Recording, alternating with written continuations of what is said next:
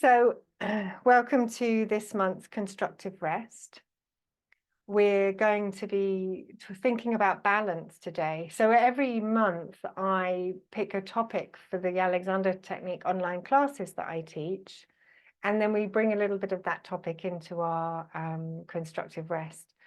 And you might think that balance isn't something you can think about when you're lying on the floor, because surely I'm not balancing, you say, but in fact you are.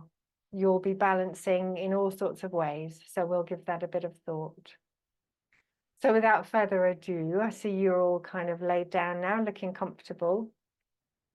And just also just to say that your comfort is your responsibility. So I'm not there in the room with you, and I can't see or notice if you're uncomfortable or something doesn't feel good to you. And so it's your job. If you feel uncomfortable, or you don't feel your legs are in the right position, or you want to change your book height, all of these are your responsibility. So we're thinking about balance in our classes this month, and what I've been trying to teach is the understanding that balance isn't just one thing. It's not, oh, I'm just no good at standing on one leg. Our balance is part and parcel of our proprioception and our visual. Our eyes have got a big part to play in our balance. There's all sorts that decides whether we're staying upright or not at any given time. But right now, right here, you're lying on the floor, hopefully on a bit of a rug or a yoga mat or something like that. So it's not uncomfortable. You want your head on those books, not too high, not too low, not the chin tucking in towards you, not the chin sticking up in the air, but the head in balance. And we're going to think a little bit about that balance right now. So I'd like you to say hello to the back of your left ear. So the muscles at the base of the skull, somewhere around the back of the left ear, you're going to send a message to them to release and let go.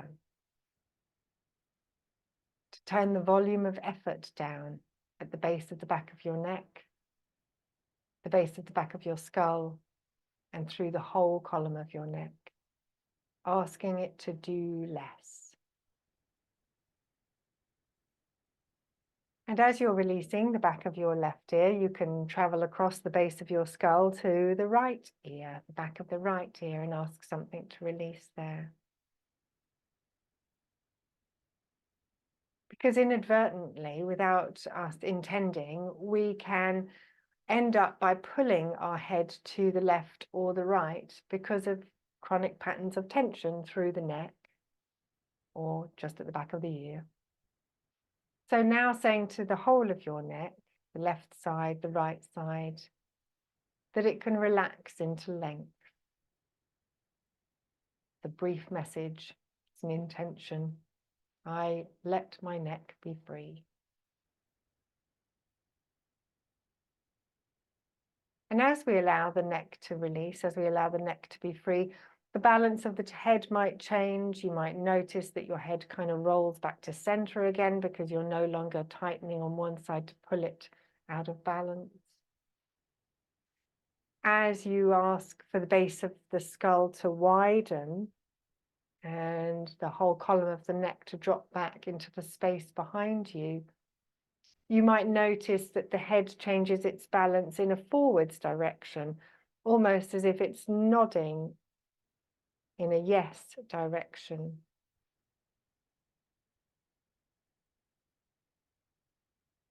Say hello to your shoulder girdle, the left shoulder blade, the right shoulder blade, the collarbones, and include the tops of your arms, the upper arm bones, the left and then the right. Notice how the weight of the shoulder girdle is distributed into the floor.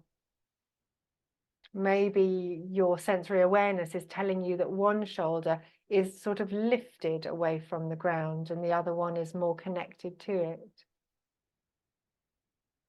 Observe. Observe is all we want to do right now. You don't want to start shuffling about or pushing things down into the ground or anything like that. That's not helpful.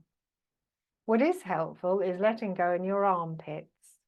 So you can ask your armpits to release. Just send the message. That's all that's needed. As you're sending the message to let go in your armpits, you might notice that the muscles around the armpits or around the rib cage under the armpits free off a little bit, get a little bit easier, so that your back can breathe. Ask for a widening back.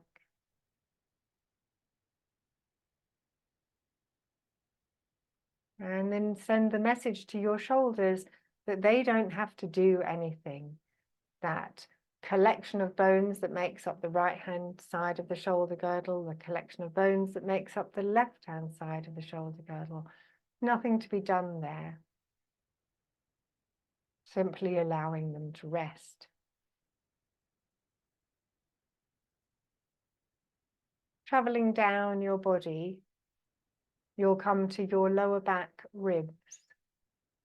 The last few ribs that swing down in towards the lower back. And you might feel that they're perhaps starting to pull away from the ground. And that's fine. That's just because of your lumbar curve. That's perhaps the shape of your body. But what you don't want to notice is that they're not moving.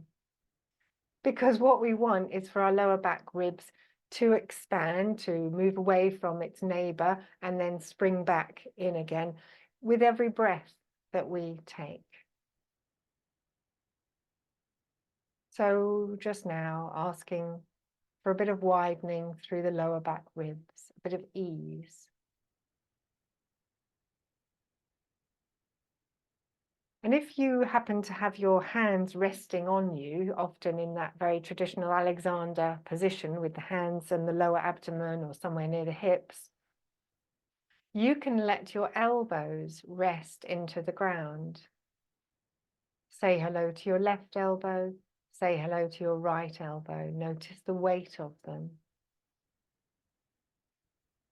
And then without doing anything, no action required, merely a thought, I'd like you to think your elbows away from each other. It's a really nice way of allowing the back to widen. It's very indirect. Keep letting the weight drop through the arms, saying to your arms they don't need to do anything.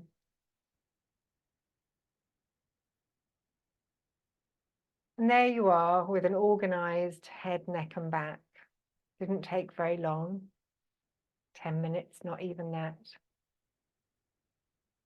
And because we've organized the head, neck and back, and you could knit back up with your thoughts and say, have I? Or have I tightened again somewhere in the jaw? Have I gripped somewhere through the front of my neck? Is it still free? Is my neck still free? But now that we have organized a little bit of the top half of the body, you might find that something can change lower down. There might be a shift of awareness through the weight of your pelvis. Because the pelvis is often pulled out of balance. The pelvis is often tilted a little bit in one direction, maybe the other. Because of the nature of its freedom, or not, because the pelvis is suspended from your spine, and when you're stood, we want it to be allowed to just hang from that spine. But what happens is the musculature around the hips and the waist and the groin and the legs and everything all around in that area can get a little bit tight and start pulling the bones of the pelvis out of alignment. So say hello to your pelvis, the big collection of bones, the big ilia, wing on the left, the right, the sacrum bone at the back. Remembering that it all swings round, it all curves round to the pubic bone at the front. Say hello to that collection of bones and allow it to rest.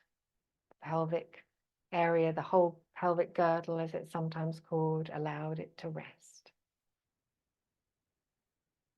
Even ask for the tops of your thighs right up near your hips to soften and widen, to allow that pelvis to come into rest.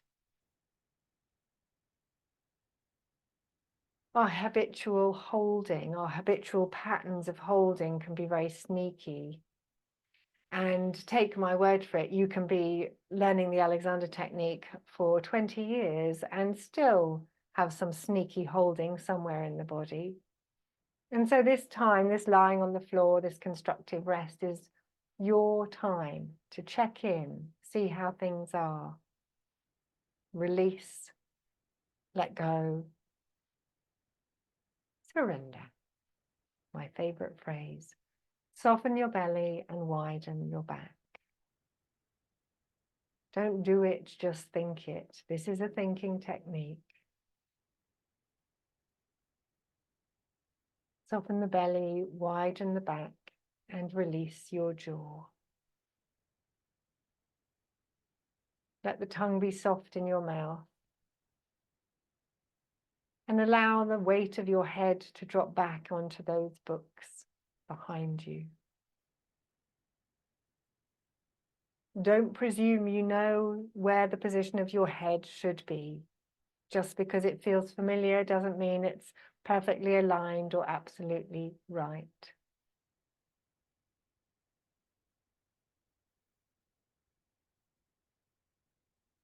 Give up the knowing, the thinking you know where your body's supposed to be. But let the head rest, the shoulder girdle too, and then back to that heavy pelvis, that collection of bones also resting into the ground.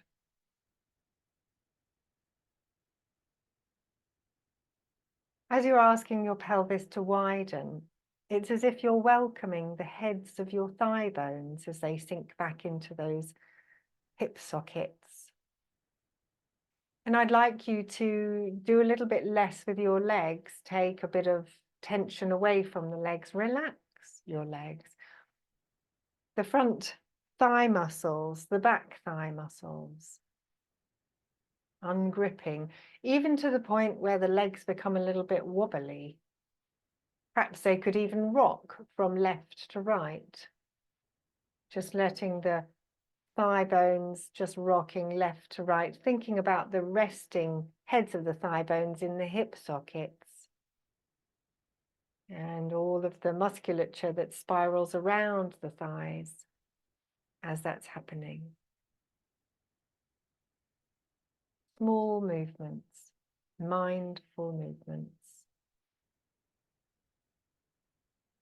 And you might notice that something else has shifted. If you manage to rock your knees from side to side without gripping in your belly, you may have found that the pelvis has sort of realigned itself, readjusted somewhere. You may have decided that now your feet don't feel like they're in the right place. Give them a moment before you shuffle and move. A moment to think about the soles of your feet. I mean, obviously, if you're uncomfortable, always move, but not out of habit, not out of, oh yes, this is normally what I do. Pull back from the habitual things that you do when you're lying in semi-supine. Notice the soles of your feet, the base of the big toe, the uncurling little toes, and the chunky heel bone at the back. Letting those feet softly rest on the floor.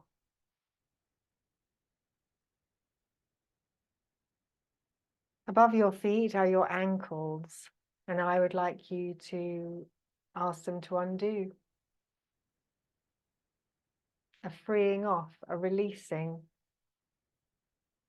And if you wanted, you could allow your knees that tiny micro movement, again, rocking side to side, and notice how the ankles are.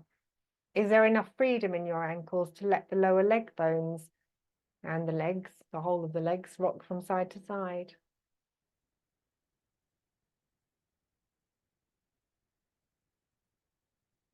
Letting your ankles be free, imagining them as being very wide, like you're wearing a pair of 1980s leg warmers. Wide, loose, free. If you're someone with hypermobility, all this talk of loose and free might not suit your body.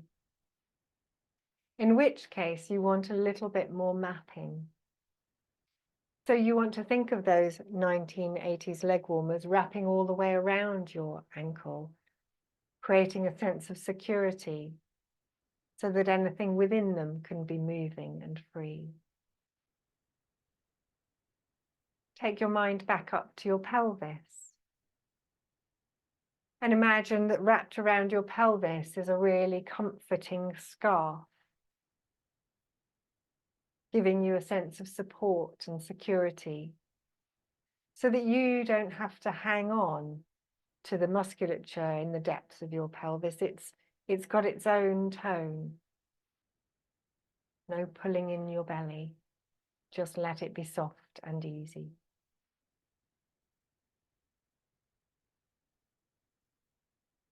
So we're going to think about the heavy pelvis resting on the ground, secure and safe. We're going to equally think about your 2 feet resting on the ground, feeling secure and safe. And now we're going to think about your knees, your springy kneecaps releasing up towards the ceiling. Just think it. Don't have to do anything. Can't really do anything. Can't do kneecaps to the ceiling. It's not a thing. But you can say, I'll allow my pelvis and my feet to rest. I'll ungrip around the tops of my knees, the fronts, the sides, the inner, the outer. And I'll think, have an intention, and those kneecaps are gently resting on the tops of the bones of my legs. Nothing more.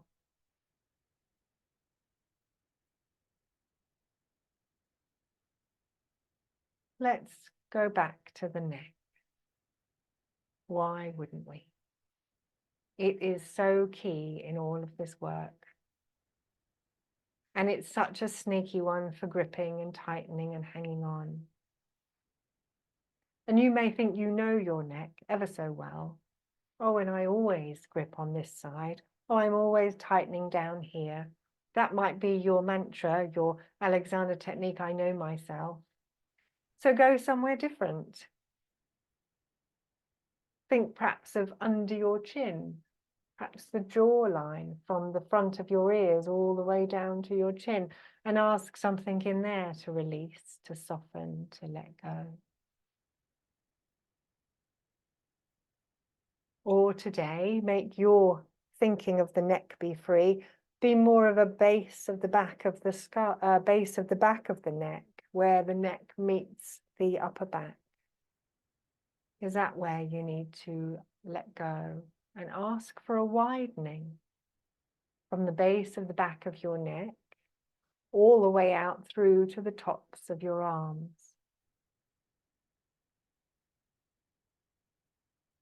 As you let your right upper arm bone rest into the ground and your left upper arm bone rest into the ground, you can think the tops of those arms away from each other. Simple, just a thought. And what you might notice that as we undo the arms a little bit and release around the neck is that the breathing becomes a little bit easier. And you may notice that the ribs under your armpits, under your arms, can expand and release with each breath. Each rib is moving away from its neighbour and springing back. And you don't need to do anything here. In fact, it's the stop doing that we're after. Stop holding through the torso. Stop shortening from your armpits down to your hips.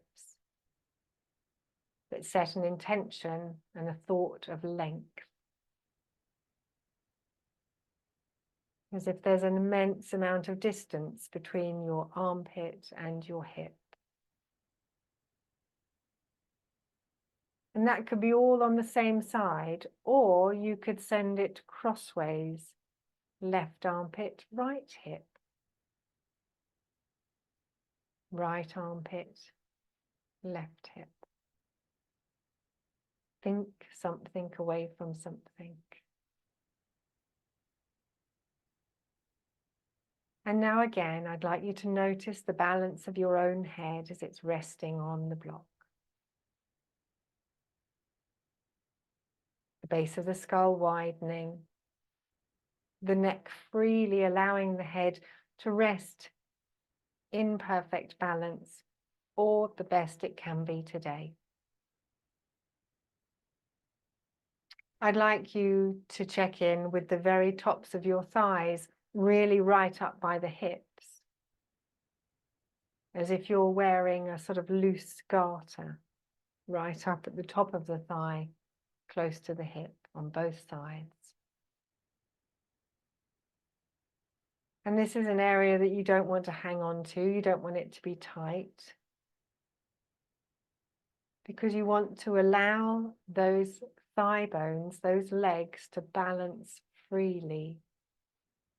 And if you need to, you can move them again, left and right, just to check that nothing's gripped on.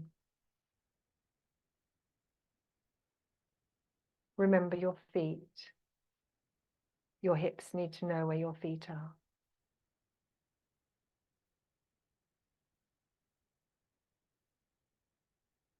Remind yourself of the long musculature that runs through the thighs and up through the knees, up and over the kneecap.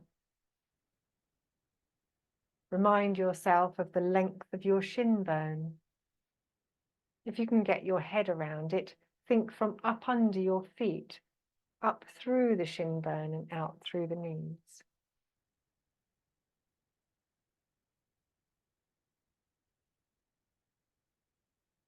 And then finally, we'll rest again. The head on the books. The shoulders and pelvis into the ground. Resting through the legs so that the feet can connect in and rest on the ground.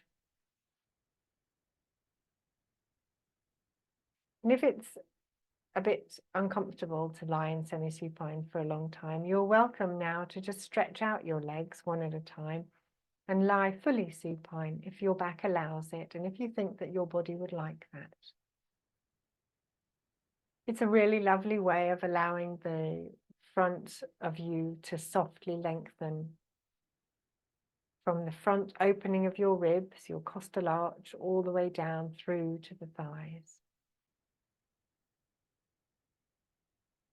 It's a nice option that I sometimes choose myself.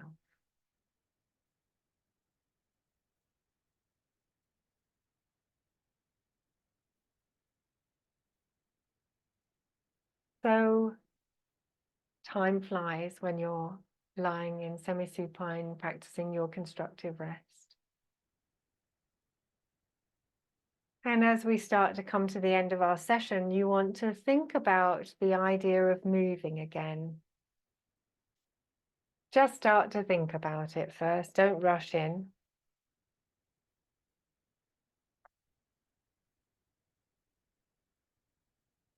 Decide which way you're going to roll onto your side before you get up. If you want to stay there a little bit longer, if this is something you do regularly, then feel free to do that if that suits you. But if you want to get up now, I would definitely recommend lying on your side first, taking a moment, taking a pause so you can free your neck and release your jaw.